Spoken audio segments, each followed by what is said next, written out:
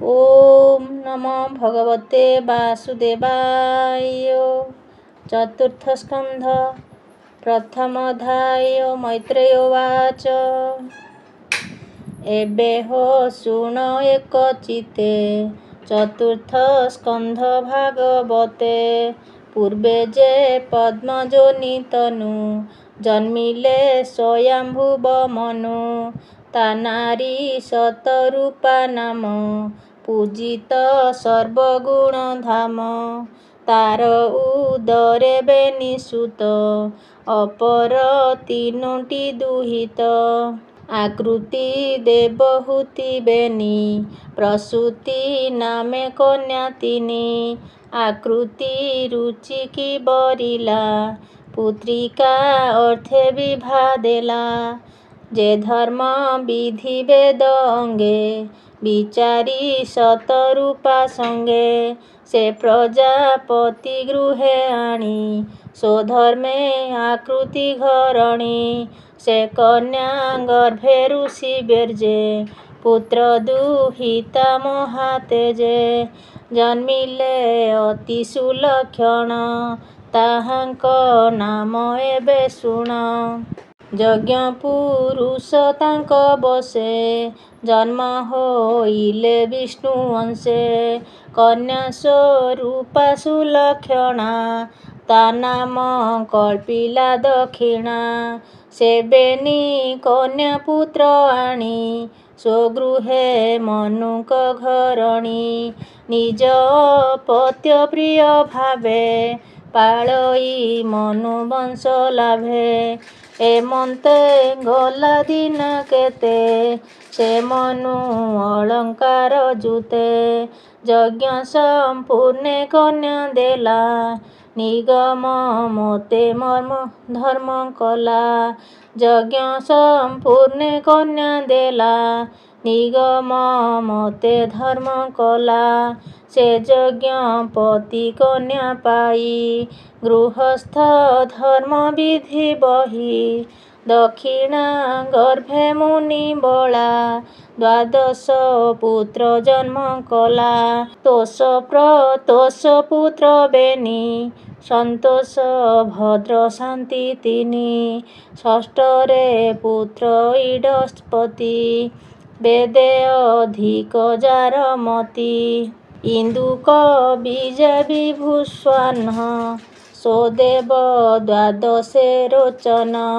एजे द्वादश भातृगणे मनुर आज्ञा परमाणे। ताहांकु तुष्ट देवगण होइले सृष्टिर कारण।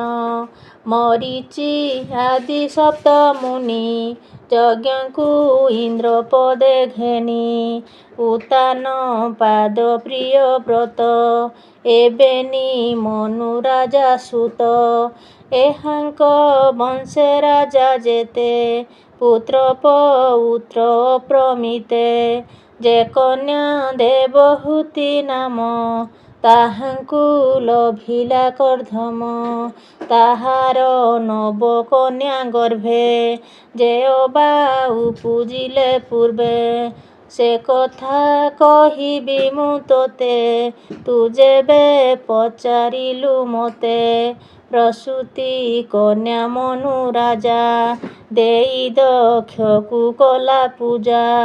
तार सन्तति तिनि लोके विख्यात होइले अनेके। कहिबि एथिर कारण तु एबे सावधाने शुण। शुणन्ते नव मुनि वंशे शुणन्ते नव मुनि वंश। हरई अशेष कल्मष कर्धम ऋषिंकर बला।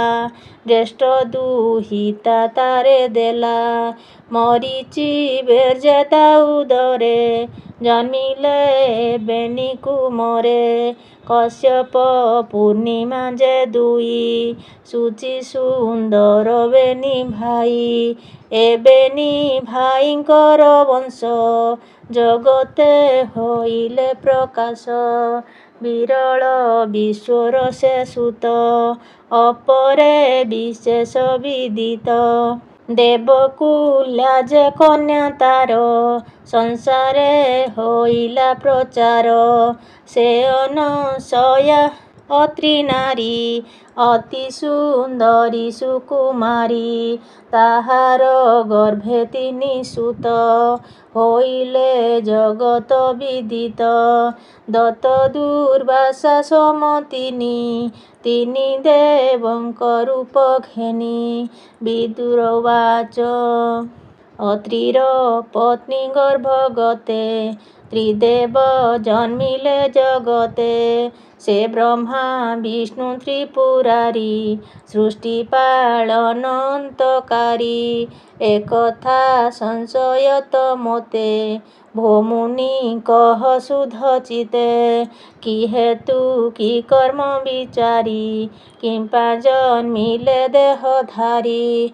ମୈତ୍ରେୟ ଉବାଚ ଶୃଣ ବିଦୁର ତୋଷ ମନେ, ଅଗ୍ନି ଯେ ବ୍ରହ୍ମାର ନନ୍ଦନେ। ଶୃଣ ବିଦୁର ତୋଷ ମନେ, ଅତ୍ରି ଯେ ବ୍ରହ୍ମାର ନନ୍ଦନେ। ସ୍ୱଭାବେ ବ୍ରହ୍ମ ବିଦ୍ୟା କର, ବ୍ରହ୍ମା ବୋଇଲେ ତପ କର। ସେ ତପେ ଯେ ବା ଦେବ ସେବି, ତାର ପ୍ରସନ୍ନେ ଫଳ ଲଭି। ଏମନ୍ତେ ପିତା ବାକ୍ୟ ମାନି, ଧର୍ମପତ୍ନୀ କି ସଙ୍ଗେ ଘେନି। ସେ ପ୍ରତିବ୍ରତା ଅନୁସୟା, ତାକୁ ନ ଲାଗେ ବିଷ୍ଣୁ ମାୟା। ସେ ସାଧୁ ପତ୍ନୀ ସଙ୍ଗ ମେଳେ, ମିଳିଲେ ଗିରି କୂଳାଚଳେ। ସେ ଗିରି ଶିଖେ ନାନା ଫୁଲ, ସୁରଙ୍ଗ ସୁଗନ୍ଧ ଅମୂଲ୍ୟ। ଚନ୍ଦନ ଚମ୍ପକ ଅଶୋକ, ପାରିଜାତ ସେ କୁରୁବକ। ତ୍ରିସନ୍ଧ୍ୟା ନଦୀ କୂଳେ ରହେ, ସ୍ନାନେ ସକଳ ପାପ ଦହେ। ସେ ବନେ ପଶିବେନି ଜନେ, ତପ ସମାଧି ଯୋଗ ଧ୍ୟାନେ। ମନକୁ ଧରି ଆତ୍ମା ବଳେ, ପବନ ଇନ୍ଦ୍ରିୟ ନିଶ୍ଚଳେ। ଏକ ଚରଣେ ଉଭା ହୋଇ, ଉପର ମୁଖେ ଶୁଦ୍ଧେ ଧ୍ୟାଇ। ଶତେ ବରଷ ଯୋଗ ଧ୍ୟାନେ, ବଞ୍ଚିଲେ ପବନ ଭୋଜନେ। ନିଶ୍ଚଳ ଯୋଗ ଧ୍ୟାନେ ଚିନ୍ତି, ଚିତ୍ତେ ଏମନ୍ତ ବିଚାରନ୍ତି। ଜଗତ ପ୍ରଭୁ ସେ ଈଶ୍ୱର, ଜଗତ ପ୍ରଭୁ ଯେ ଈଶ୍ୱର। ସୃଷ୍ଟି ପାଳନ ଚକ୍ରଧର, ଅନାଦି ପରମ କାରଣ। ଦୁର୍ଲଭ ଯାହାର ଚରଣ, ଆମ୍ଭର ସନ୍ତତି କାରଣ। ଶରଣ ଗଲୁ ତା ଚରଣ, ଏମନ୍ତ ଚିତ୍ତେ ବିଚାରନ୍ତି। ହରିହୁ ଅନ୍ୟ ନ ଜାଣନ୍ତି। ସେ ହରି ଯେବେ ଦୟା କରେ, ଜନ୍ମ ଲଭିଲେ ମୋର ଘରେ। ତେବେ ସେ ଜୀବନ ମୋହର, ସେ ହରି ଶରଣ ସୋଦର। ଏମନ୍ତ ନିର୍ତ୍ତୋଚିତ୍ତେ ଚିନ୍ତି, ସେ ବନେ ତପସ୍ୟା ସାଧନ୍ତି। ଊର୍ଦ୍ଧ୍ୱ ବଦନେ ସେ ନିଶ୍ଚଳ, ଏମନ୍ତେ ଗଲା ଦୀର୍ଘ କାଳ।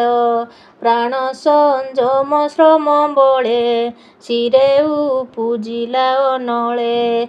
ତେଜେ ତାପିଲେ ତିନି ପୁର, ଦେଖି କମ୍ପିଲେ ସୁର ନର। ବିଶ୍ୱ କମ୍ପିତ ତେଜ ଭୟେ, ଦେଖି ଗୋବିନ୍ଦ କଲେ ଦୟେ। ତକ୍ଷଣେ ପ୍ରଭୁ ନର ହରି, ତିନି ଦେବଙ୍କ ରୂପ ଧରି। ବେଗେ ମିଳିଲେ ଶୂନ୍ୟ ପଥେ, ଗନ୍ଧର୍ବ ବିଦ୍ୟାଧର ଯୁଥେ। ଶ୍ୱଶୁରେ ଯେତେ ଗୀତ ଗାନ, ଯେଣେ ଧ୍ରୁପଦ ଆତ୍ମ ମନ। ସେ ହରି ନିଜ ଗୁଣ ଗାଇ, ତପ ପ୍ରଭାବ ହୃଦେ ବହି। ଦୂରଗମନ ଅତି ଶ୍ରମେ, ମିଳିଲେ ମୁନିଙ୍କ ଆଶ୍ରମେ। ଦେବଙ୍କ ଆଗମନ ଦେଖି, ସେ ମୁନି ଆସନ ଉପେକ୍ଷି। ସମାଧି ତପ ଆଚରଣେ, ଥିଲେ ସେ ଏକଇ ଚରଣେ। ବେନି ଚରଣ ସ୍ଥିରେ ଥୋଇ କପୋଳେ ବେନି କର ଦେଇ। ହରଷେ ଅଶ୍ରୁ ଜଳ ନେତ୍ରେ ପ୍ରଣାମ କଲେ ଦଣ୍ଡବତେ।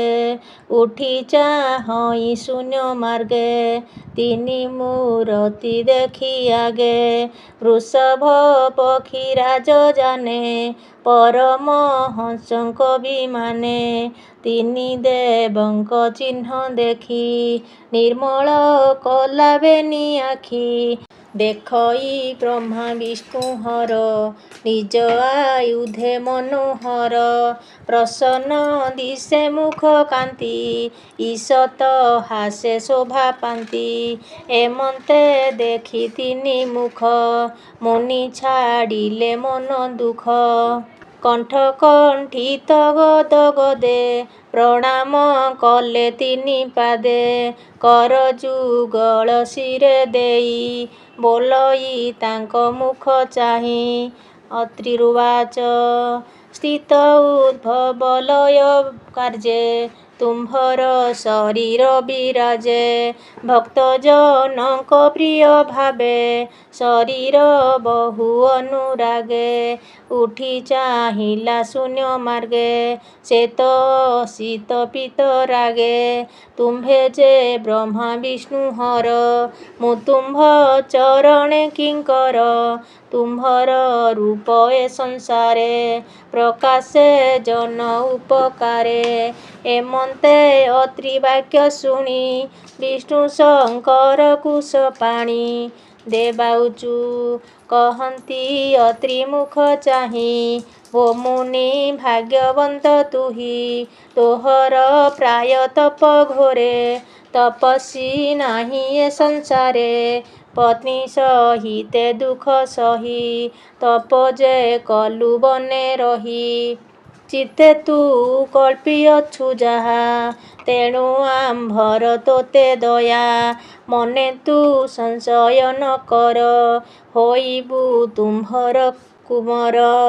ତୋହର ଯଶ ଏ ଜଗତେ ନିଶ୍ଚଳେ ରହିବ କେମନ୍ତେ।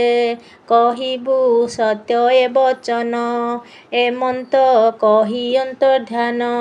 ମୈତ୍ରେୟ ଉବାଚ ନିଜ ଭୁବନେ ଗଲେ ବେଗେ ସେ ଅତ୍ରି ପତ୍ନୀ ଗର୍ଭ ଭାଗେ। ଋତୁ ସଙ୍ଗମ ପତ୍ନୀ ସଙ୍ଗେ ଜନ୍ମ ହଇଲେ ତିନି ଦେବେ। ନୟନ ମଧୁ ସମ ଜାତ ଉଦରୁ ରୁଦ୍ରର ସମ୍ଭୂତ। ଦୁର୍ବାସା ଦୃଷ୍ଟିର ଅଂଶେ ଜନ୍ମ ହୋଇଲେ ପୃଷ୍ଠ ଦେଶେ। ଦୁର୍ବାସା ଦୃଷ୍ଟିର ଅଂଶେ ଜନ୍ମ ହୋଇଲେ ପୃଷ୍ଠ ଦେଶେ। ତପ ପ୍ରଭାକର ଏ ଗୁଣ ଏବେ ଅଙ୍ଗିରା ବଂଶ ଶୁଣ। ଶ୍ରଦ୍ଧା ଯେ ଅଙ୍ଗିରା ଯୁବତୀ ତାର ସଂଯୋଗେ ପ୍ରଜାପତି। ଚାରି ଦୁହିତା ଜନ୍ମ କଲା ସୁନ୍ଦର ରୂପ ଗୁଣଶୀଳା। ତୁଳନା ନାହିଁ ଅନୁପମ ଶୁଣ ହୋ ତାହାଙ୍କର ନାମ। ପ୍ରଥମ କନ୍ୟା ଶିନିବାଳୀ ଅପରେ କୁହୁ ରାକାବଳୀ। ଚତୁର୍ଥ ନାମ ଅନୁମତି ଏମନ୍ତେ କନ୍ୟାଙ୍କର ଖ୍ୟାତି। ଅପରେ ବେନି ସୁତ ଜାତ ଔତଥ୍ୟ ବୃହସ୍ପତି ସୁତ। ବ୍ରହ୍ମା ବନ୍ଦିତ ତାଙ୍କ ସୁଗୁଣ ପୌଲସ୍ତ୍ୟ ସୃଷ୍ଟି ଏବେ ଶୁଣ। ଅଗସ୍ତ୍ୟ ହବି ନାମ ବେନି ଜନ୍ମିଲେ ବ୍ରହ୍ମ ତେଜ ଘେନି। ଏ ଯେ ସୁରୁଚି ମନ୍ୱନ୍ତରେ ବିଖ୍ୟାତ ଖ୍ୟାତି ତିନି ପୁରେ। ସେ ପୁଣି ଅନ୍ୟ ଜନେ ଖ୍ୟାତ ବ୍ରତୋଳି ବିଶ୍ରବା ସମ୍ଭୂତ। ବ୍ରତୋଳି ପତ୍ନୀ ଇଡ଼ବଳା ଦୁର୍ଜୟ ପୁତ୍ର ପ୍ରସବିଲା। ବ୍ରତୋଳି ପତ୍ନୀ ଇଡ଼ବଳା ଦୁର୍ଜୟ ପୁତ୍ର ପ୍ରସବିଲା। କୁରୂପ ଦେଖି ତା ଶରୀର ତା ନାମ କଳ୍ପିଲା କୁବେର। ପୁଣି ବିଶ୍ରବା ରୂପ ଘେନି ଅସୁରୀ ଗର୍ଭେ ପୁତ୍ର ତିନି। ରାବଣ କୁମ୍ଭକର୍ଣ୍ଣ ନାମ ତେଜେ ତୈଲକ୍ୟ ନାହିଁ ସମ। ପୁଣି ଜନ୍ମିଲେ ବିଭୀଷଣ ବିଷ୍ଣୁର ଭକ୍ତ ମହାଜନ। ପୌଲସ୍ତ୍ୟ ପୁତ୍ର ଭାନୁ ଗର୍ଭେ ତିନି ବାଳକ ସୃଷ୍ଟି ଲୋଭେ। କେପାରେ ତାଙ୍କ ଗୁଣ ଚିନ୍ତି ଅନଳ ପ୍ରାୟ ତେଜ କାନ୍ତି। ଜ୍ୟେଷ୍ଠର ନାମ କର୍ମ ଶ୍ରେଷ୍ଠ ଦ୍ୱିତୀୟ ବରୀୟସ ଶ୍ରେଷ୍ଠ। କନିଷ୍ଠ ସହିଷ୍ଣୁ ପ୍ରକାଶ ଏବେ ତୁ ଶୁଣ କ୍ରତୁ ବଂଶ। କ୍ରତୁର ପତ୍ନୀ ନାମ କ୍ରିୟା ତା ପୁତ୍ର ଶୁଣ ପୁଣ୍ୟ ଦେହା। 60 ସହସ୍ର ବାଳ ଖିଲା ତା ଗର୍ଭେ ପୁତ୍ର ଉପୁଜିଲା। କେପାରେ ତାଙ୍କ ଗୁଣ ଚିନ୍ତି ଅନଳ ପ୍ରାୟ ରୂପ କାନ୍ତି। ଶୁଣ କହିବା ବଂଶ ଏବେ ବଶିଷ୍ଠ ଅରୁନ୍ଧତୀ ଗର୍ଭେ। ନିର୍ମଳ ଗୁଣ ସପ୍ତ ଋଷି ଭାନୁ ଉଦୟେ ତାହା ଘୋଷି। ଶୁଣ ବିଦୁର ମନ ସୁଖେ କହିବା ଚିତ୍ରକେତୁ ମୁଖେ। ଜ୍ୟେଷ୍ଠ ଚିତ୍ରକେତୁ ସ୍ୱରୋଚି ବିରାଜ ମିତ୍ର ବେନି ସୂଚି। ଉଲୁଣ ବସୁ ଭୃତ୍ୟ ଜାତ ଦ୍ୱିମାନ ଶକ୍ତିଙ୍କ ସମ୍ଭୂତ। ଚିତିର ବଂଶ ଏବେ କହି ଶୁଣ ବିଦୁର ମନ ଦେଇ। ଅପୂର୍ବ ପତ୍ନୀ ଶେଷ ଭାବେ ପୁତ୍ରେ ଜନ୍ମିଲା ତାର ଗର୍ଭେ। ଦଧିଚି ନାମେ ମହାବୀର ସ୍ୱଭାବେ ଦିଶେ ଅଶ୍ୱଶିର। କେ କହି ପାରେ ତାଙ୍କ ଗୁଣ ଏବେ ତୁ ଭୃଗୁ ବଂଶ ଶୁଣ। ଭୃଙ୍ଗର ପତ୍ନୀ ଖ୍ୟାତି ଗର୍ଭେ ତିନି ଅପତ୍ୟ ସୃଷ୍ଟି ଲୋଭେ। ଧାତା ବିଧାତା ବେନି ସୁତ କନ୍ୟାଏ କମଳା ସମ୍ଭୂତ। ଧାତା ବିଧାତା ବେନି କୋଳେ ସୁନ୍ଦର ରୂପ ବାଳ କାଳେ। ସୁମେରୁ ପର୍ବତ ଦୁହିତା ଆୟତି ନିୟତି ସମ୍ଭୂତା। ଏବେନି କନ୍ୟା ବେନି ଭାଇ ବିବାହ କଲେ ବେନି କୁହି। ସେବେନି କନ୍ୟା ଗର୍ଭ ଗତେ ଜନ୍ମ ଲଭିଲେ ବେନି ସୁତେ। ମୃକୁଣ୍ଡ ପ୍ରାଣ ତାଙ୍କ ନାମ ସୁନ୍ଦରେ ସମ ନୁହେଁ କାମ। ମାର୍କଣ୍ଡେୟ ମୃକୁଣ୍ଡ ହେଲା ମାର୍କଣ୍ଡେୟ ମୃକୁଣ୍ଡ ହେଲା। ସଂସାରେ ଖ୍ୟାତି ସେ ଲଭିଲା ସେ ପ୍ରାଣୁ ଦେବଶିରା ହୁଏ। ମୁନିଙ୍କ ମଧ୍ୟେ ମହାଶଏ ଉଶନା ମୁନି ଯାର ସୁତ। କବିଙ୍କ ମଧ୍ୟେ ମହାବ୍ରତ ଏ ସର୍ବ ମୁନି ମହାଜନ। ସ୍ୱଭାବେ ତୈଲକ୍ୟ ଭାବନ ଏମନ୍ତ କର୍ଦ୍ଦମ ସନ୍ତତି। କହିଲେ ମୁନି ବଂଶ ଖ୍ୟାତି ଏ ଯଶ ଶୁଣନ୍ତେ ସଂସାରେ। ଜ୍ଞାନ ଅଜ୍ଞାନ ପାପ ହରେ ଏ ସ୍ୱୟଂଭୁବ ମନୁସୂତା। ପ୍ରସୂତି ନାମେ ପତିବ୍ରତା ତାହାର ପ୍ରିୟ ସୁଧମତି। ଯା ନାମ ଦକ୍ଷ ପ୍ରଜାପତି ତା ବୀର୍ଯ୍ୟେ ପ୍ରସୂତିର ଗର୍ଭେ। ଷୋଡ଼ଶ କନ୍ୟା ସେ ପ୍ରସବେ ଜନ୍ମିଲେ ନାମ ସୁଲୋଚନୀ। ରୂପେ ତ୍ରିଭୁବନ ମୋହିନୀ ଧର୍ମକୁ ତ୍ରୟୋଦଶ ନାରୀ। ଦେଲା ସେ ଅଳଙ୍କାର ଭରି ଅଗ୍ନିକୁ ଏକ କନ୍ୟା ଦେଲା। ପିତୃ ପୁରୁଷେ ଏକ ବଳା ଅପରେ ନାରୀ ସତୀ କନ୍ୟା। ସୁଗୁଣା ପତିବ୍ରତା ଧନ୍ୟା ଅନେକ ମତେ ତାର ଗୁଣ। ଶିବଙ୍କୁ କଲା ସେ ପ୍ରଦାନ ଶ୍ରଦ୍ଧା ହୋଇ ତ୍ରିଦୟା ଶାନ୍ତି ତୃଷ୍ଟି ପୃଷ୍ଟି କ୍ରିୟା ଉନ୍ନତି ତିତିକ୍ଷା ମୂର୍ତ୍ତି ବୁଦ୍ଧି ମେଧା ଲଜ୍ଜା ସହିତେ ପରସିଧା ଏମନ୍ତେ ଧର୍ମ ଏତେ ନାରୀ ଦକ୍ଷର ଭାବେ ବିଭା କରି ଶ୍ରଦ୍ଧା ସତ୍ୟକୁ ପ୍ରସବିଲା ମୈତ୍ରୀ ପ୍ରସାଦେ ଉପୁଜିଲା ଅଭୟ ହେଲା ଦୟା ଠାରୁ ଶ୍ରମ ଯେ ଜନ୍ମିଲା ଶାନ୍ତିରୁ ହର୍ଷରୁ ତୁଷ୍ଟି ପ୍ରସବିଲା ପୃଷ୍ଟିରୁ ଗର୍ବ ସେ ହୋଇଲା ଯୋଗ ହୋଇଲା କ୍ରିୟାଠାରୁ କନ୍ଦର୍ପ ଉନ୍ନତି ଗର୍ଭରୁ ଅର୍ଥରୁ ବୁଦ୍ଧି ଉପୁଜିଲା ସ୍ତୁତି ଯେ ମେଧାରୁ ଜନ୍ମିଲା ତିତିକ୍ଷା ପ୍ରସବିଲା କ୍ଷେମ ବିନୟ ଲଜ୍ଜାରୁ ଜାଣିମ କ୍ଷେମ ପ୍ରସୂତି କ୍ରିୟା ତହୁଁ ମୂର୍ତ୍ତିର ସୁତ ଏବେ କହୁ ଯହିଁ ଆଶ୍ରିତ ସର୍ବଗୁଣ ସେବେନି ନର ନାରାୟଣ ଏବେନି ପୁତ୍ର ଜନ୍ମ ଦିନେ ଆନନ୍ଦ ଏ ତିନି ଭୁବନେ ଦିଶେ ଗଗନ ଗିରି ନଦୀ ଆନନ୍ଦେ ଉଲ୍ଲୋଳ ଜଳଧି ଗଗନ ପୁରେ ତୁରୀ ଘୋଷେ ନିର୍ମେଘେ କୁସୁମ ବରଷେ ସକଳ ମୁନି ସ୍ତୁତି କରି ରଙ୍ଗେ ନାଚନ୍ତି ଅପସରି ଗନ୍ଧର୍ବ କିନ୍ନର ଆନନ୍ଦେ ଗାବନ୍ତି ବିଦ୍ୟାଧର ବୃନ୍ଦେ ସକଳ ଗୃହେ ଅନୁକୂଳ ଉଛୁଳେ ପରମ ମଙ୍ଗଳ ହରଷେ ହର ପଦ୍ମଜନି ସଙ୍ଗେ ଦେବତା ବୃନ୍ଦ ଘେନି ମିଳିଲେ ଧର୍ମର ଭୁବନେ ଆନନ୍ଦ ମନେ ସର୍ବଜନେ ଯେ ନିଜେ ମାୟା ଗୁଣେ ହରି ବିଶ୍ୱ ସଂସାରେ ରୂପ ଧରି ବିଶ୍ୱ ପାଳନ କ୍ଷମ ଅର୍ଥେ ଭାରତ ଭୂମି ମଧ୍ୟ ଗତେ ତପ ଆଚରି ଜନହିତେ ସେ ହରି ଚରଣେ ନମସ୍ତେ ସେ ହରି ସୃଷ୍ଟି ଲୟ ଅର୍ଥେ ଆମ୍ଭକୁ ସର୍ଜିଲା ଜଗତେ ସର୍ବଲକ୍ଷଣ ଅର୍ଥେ ହରି ଆତ୍ମାକୁ ବେନି ରୂପ କରି ପରିପାଳନ ତପ ବଳେ ଆସନେ ଧରଣୀ ମଣ୍ଡଳେ ଶ୍ରୀନିକେତନ ତିନି ନେତ୍ର କ୍ଷଣ କ୍ଷଣେ କିଞ୍ଚିତ ସେ ପବିତ୍ର ସଂସାରାର୍ଣ୍ଣବ ସୁଖେତରେ ଯେ ପ୍ରାଣୀ ତୋତେ ଆଶ୍ରା କରେ